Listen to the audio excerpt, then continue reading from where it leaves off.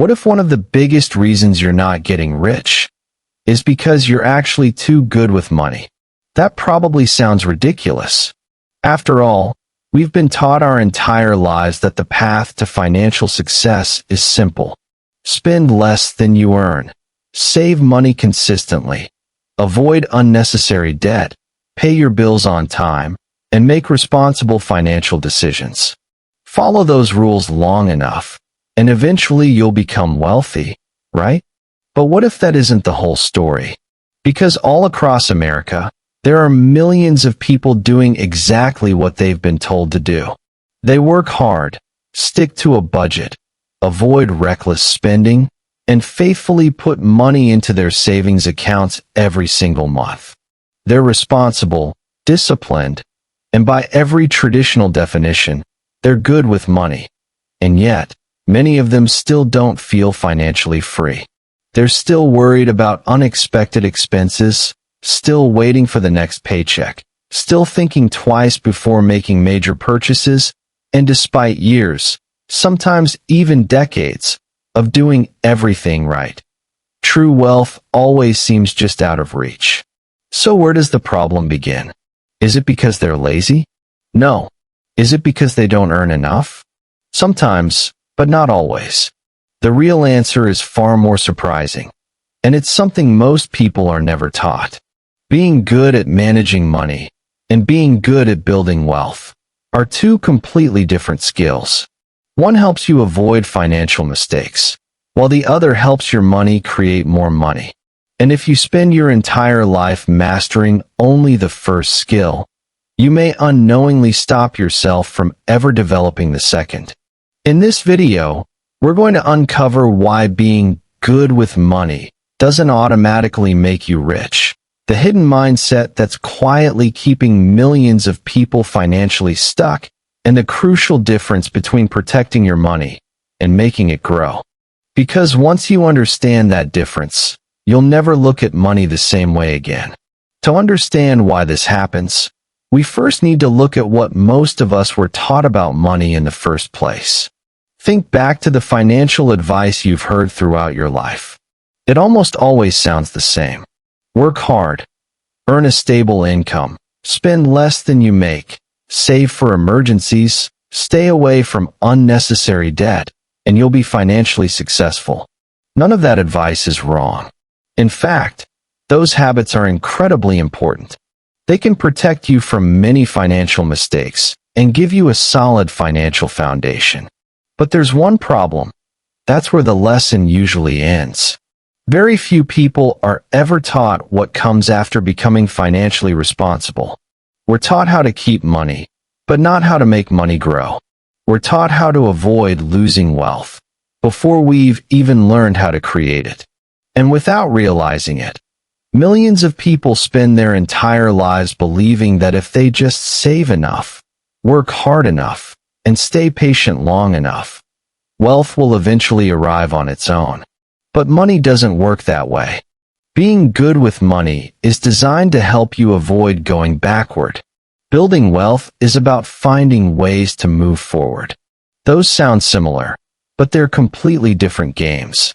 One is based on protection, while the other is based on growth. And if you spend your entire financial life playing only the first game, you may never reach the second. Let's imagine two people.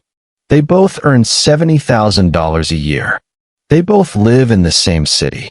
They both pay their bills on time, avoid unnecessary debt, and try to make smart financial decisions. From the outside, their financial lives look almost identical. But if you fast forward 20 years, their lives couldn't be more different. The first person believes that the safest place for every extra dollar is a savings account. Every raise they receive simply increases the amount they save. They feel proud watching that balance grow, and they should. Saving money is a responsible habit. But over time, something quietly happens. Inflation chips away at purchasing power, opportunities pass by, and their money spends most of its life sitting still. The second person also keeps an emergency fund because financial security still matters. But after that, they begin asking a different question. Instead of thinking, how much money can I save? They start asking, how can this money produce more money? That single question changes everything. Instead of leaving every extra dollar idle, they begin putting some of it into assets that have the potential to grow over time. They understand that money doesn't have to work only when they're working. It can continue working, even while they sleep. Now here's the interesting part. The biggest difference between these two people wasn't their income. It wasn't their intelligence, and it wasn't even how hard they worked. The biggest difference was how they viewed each additional dollar. One saw money as something to protect. The other saw money as something that could become a productive tool. And that small shift in thinking, repeated over years, can lead to dramatically different financial outcomes. This is where many people accidentally confuse financial responsibility with wealth creation. Saving money is essential, but savings alone rarely creates significant wealth. Savings provide stability. Wealth is usually built by owning things that have the ability to increase in value, generate income, or compound over long periods of time. That's a completely different objective, and it requires a completely different mindset. But there's another reason why being good with money doesn't always lead to wealth, and it has nothing to do with math. It has to do with psychology. Most of us naturally prefer certainty over uncertainty. If someone offered you two choices, one where the outcome is completely predictable, and another where the outcome is uncertain, your brain would probably choose certainty. That's simply how human beings are wired. We feel comfortable when we know exactly what's going to happen. And that's why keeping money in places that feel completely safe gives us peace of mind. The problem is that feeling safe and becoming wealthy are not always the same thing. Imagine planting a seed, then refusing to put it into the soil because you're afraid something might happen to it. Instead, you keep it locked safely inside a glass jar. Months pass, then years, and the seed remains perfectly protected. But it never becomes a tree. Not because it was damaged, but because it was never given the chance to grow. Money works in a surprisingly similar way. If every dollar is kept in a place where nothing can happen to it, then nothing good can happen either. It may stay safe, but it also stays almost exactly where it started. Meanwhile, time keeps moving. Prices continue rising. Opportunities come and go, and years quietly pass by. Without realizing it, many people spend decades protecting money that was capable of doing far more. This doesn't mean you should gamble your savings or chase risky investments. That's a completely different mistake. The lesson isn't that safety is bad. The lesson is that making every financial decision based only on safety can become its own hidden risk. Sometimes, the greatest cost isn't losing money. Sometimes, it's never giving your money the opportunity to grow in the first place. And this brings us to another misconception that quietly shapes the way many people think about money. We often assume that the people with the highest incomes are automatically the wealthiest. It seems logical. If someone earns twice as much as everyone else, they should have twice as much wealth. But real life doesn't always work that way. Think about it. Have you ever met someone who earns an impressive salary, yet constantly complains about money? They have a beautiful house, an expensive car, the newest phone, and every outward sign of financial success. But behind the scenes, every paycheck already has a destination before it even arrives. The mortgage, the car payment, the insurance, the subscriptions, the credit card bills, and countless other monthly expenses quietly consume almost everything they earn.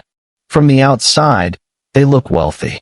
In reality, they're simply managing a very expensive lifestyle. Now compare that with someone who earns less, but thinks differently.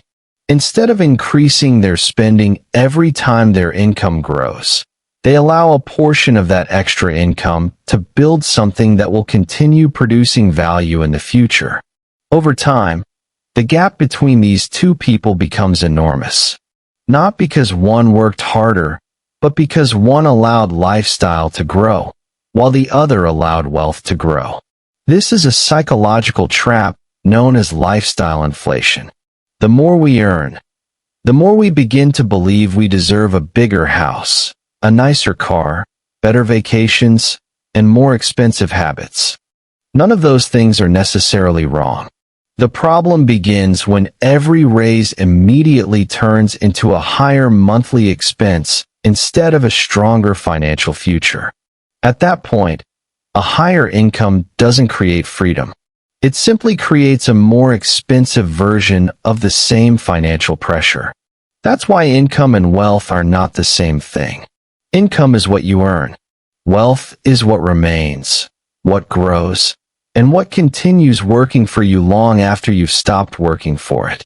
And understanding that difference may be one of the most important shifts anyone can make on the path toward financial freedom.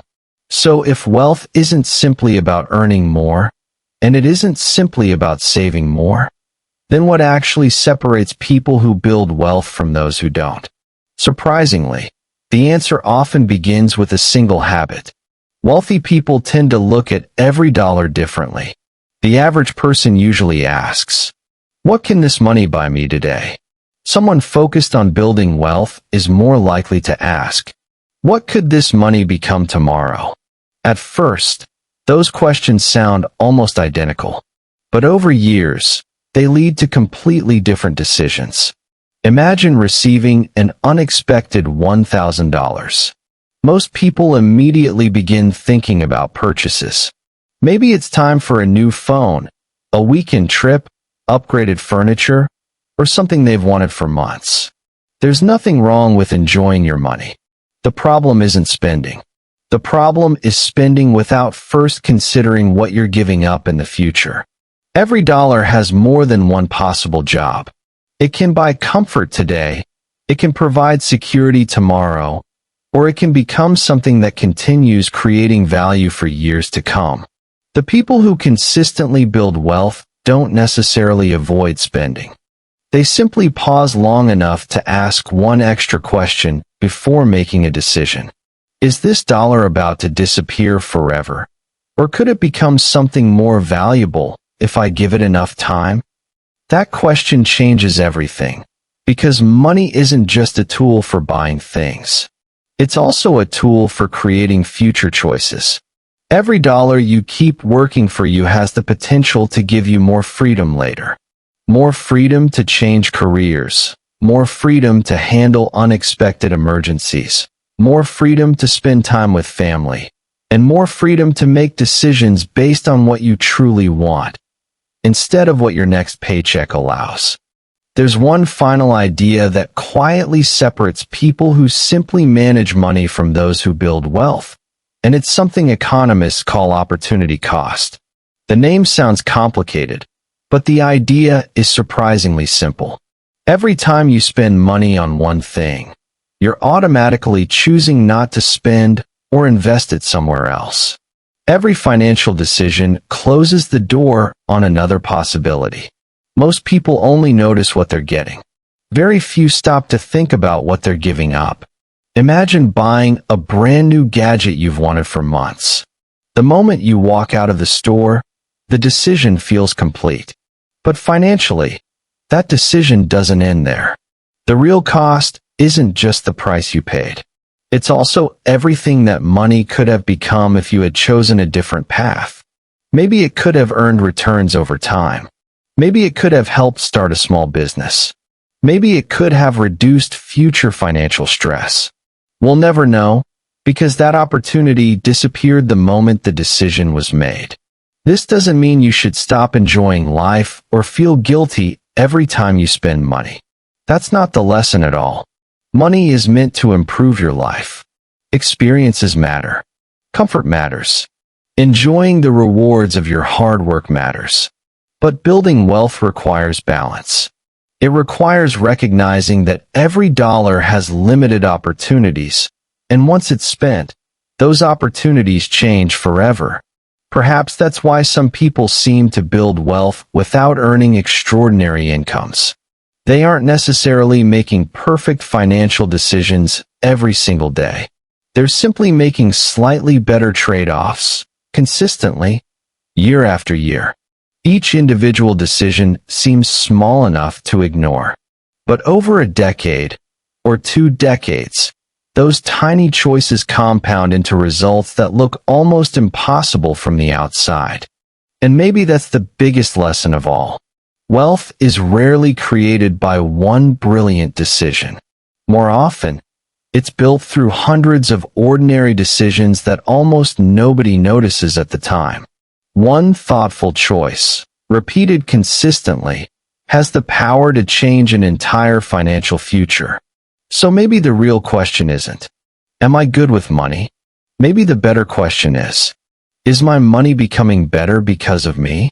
Those sound similar, but they measure 2 completely different things. The first question focuses on your behavior. The second focuses on your results. And sometimes, those results reveal something we don't want to admit. Many people spend years trying to become better savers, better budgeters, and better at avoiding financial mistakes. Those are valuable skills, and no one should ignore them. But if those habits become the final destination instead of the starting point, they can quietly limit what's possible. It's like becoming an excellent driver, but never deciding where you actually want to go. You can become incredibly skilled at managing your finances, while never building the kind of freedom you hope those skills would eventually create. That's why truly wealthy people often think about money in layers. The first layer is protection. Can I cover my basic needs? Can I handle unexpected emergencies? Can I avoid unnecessary debt? Those questions create stability. But then comes the second layer. How can today's financial stability create tomorrow's financial freedom? How can the money I've already earned continue creating value without requiring the same amount of time and effort from me? That's the question that begins shifting the focus from simply managing money to intentionally building wealth. And perhaps that's the biggest misunderstanding of all. Building wealth isn't about becoming obsessed with money. It's about creating choices. The choice to spend more time with your family. The choice to take a career risk because you have financial security. The choice to retire on your own terms. Or simply the choice to worry a little less when life becomes unpredictable. In the end, wealth isn't valuable because of the number attached to it. It's valuable because of the freedom it quietly provides. Once you begin looking at money through that lens, something interesting happens. Every financial decision starts to feel different. You stop asking only, "Can I afford this?" and start asking, "What kind of future am I creating with this decision?" And that single question, asked consistently over many years, has the power to completely transform the way you think about money. So, what does someone who actually builds wealth do differently? The answer isn't that they ignore budgeting, stop saving, or suddenly become comfortable with reckless risk. In fact, most wealthy people still value financial discipline. The difference is what they do after that discipline creates a strong foundation. The first shift is understanding that saving money is the beginning of the journey, not the destination. Savings create security. They give you breathing room when life becomes unpredictable. They reduce stress, provide flexibility, and protect you from emergencies. But once that foundation is in place, the question changes. Instead of asking, "How much more can I save?" the question becomes, "How can some of these dollars begin creating value on their own?" That's the point where financial management slowly transforms into wealth building. The second shift is learning to separate spending from investing in your future. Every dollar doesn't have to serve the same purpose. Some dollars exist to pay today's bills. Others exist to protect tomorrow. and some exist to create opportunities years from now. The mistake many people make is expecting every dollar to solve today's problems. Wealth builders understand that different dollars can have different jobs, and treating all money exactly the same often limits what it can accomplish. The third shift is resisting the temptation to let every increase in income immediately become an increase in lifestyle. Imagine receiving a raise at work. One person upgrades their car, moves into a more expensive apartment, and increases monthly spending almost overnight. Another enjoys part of that raise, but allows the rest to strengthen their financial future. Years later, both people may remember getting the raise, but only one continues benefiting from it. That's because income created a temporary opportunity, while their decisions determined whether that opportunity disappeared or continued creating value. And perhaps that's the biggest realization of all. Building wealth rarely requires one life-changing decision. More often, it requires making small, intentional decisions that quietly improve your future instead of only improving today. And maybe that's the most important thing to remember. Every financial decision you make today is quietly shaping the number of choices you'll have tomorrow. Because wealth isn't measured only by what's sitting in your bank account. It's measured by the freedom and flexibility you've created for your future. So whether you're just starting your financial journey, or you've been managing your money responsibly for years, don't stop at simply being good with money. Let that discipline become the foundation for something bigger. A future where your money doesn't just sit safely, but works alongside you to create more opportunities over time. If you found this video valuable, hit the subscribe button for more videos like this. Thanks for watching.